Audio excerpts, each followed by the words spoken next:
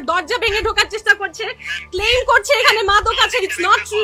Model ও অভিনেত্রী মেঘনা আলমকে দরজা ভেঙে বাসা থেকে অপহরণের যে অভিযোগ সামাজিক যোগাযোগ মাধ্যমে ছড়িয়েছে সেটি সঠিক নয় বলে জানিয়েছে ঢাকা মহানগর পুলিশ।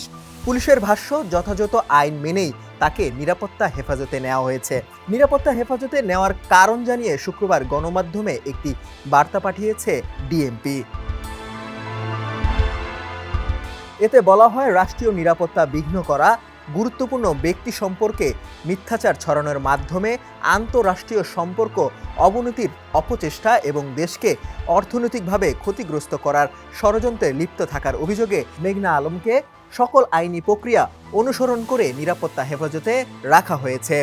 তাকে অপহরণ করার অভিযোগ সঠিক নয়। আইনের আশ্রয় নেওয়ার অধিকার তার রয়েছে। বুধবার সন্ধ্যায় ফেসবুকে মেঘনা আলমের লাইভ চলার মধ্যেই তার অভিযোগ অনুযায়ী বাসার দরজা ভেঙে পুলিশ পরিচয়ধারী ভেতরে প্রবেশের পরপরই লাইভটি বন্ধ হয়ে যায়। 12 মিনিটের বেশি সময় ধরে চলা লাইভটি এরপর ডিলেটও হয়ে যায়।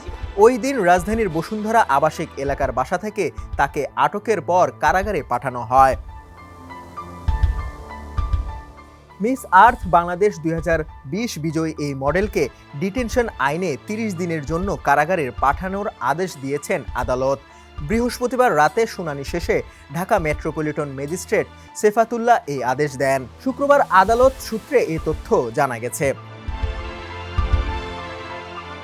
ডিটেনশন আইনে সরকার কোনো ব্যক্তিকে আদালতের আনুষ্ঠানিক বিচার ছাড়াই নির্দিষ্ট সময়ের জন্য আটক বা বন্দী করতে পারে। এ ধরনের আইন সাধারণত জননিরাপত্তা, রাষ্ট্রের নিরাপত্তা ও আইন শৃঙ্খলা রক্ষার স্বার্থে প্রয়োগ করা হয়। আদালত সূত্রে জানা গেছে, রাত 10:30টায় মেঘনা আলমকে আদালতে হাজির করে ডিবি পুলিশ। পরে ডিবি পুলিশের আবেদনের পরিপ্রেক্ষিতে আদালত তাকে কারাগারে পাঠানোর আদেশ দেন। ডেস্ক রিপোর্ট, সমকাল।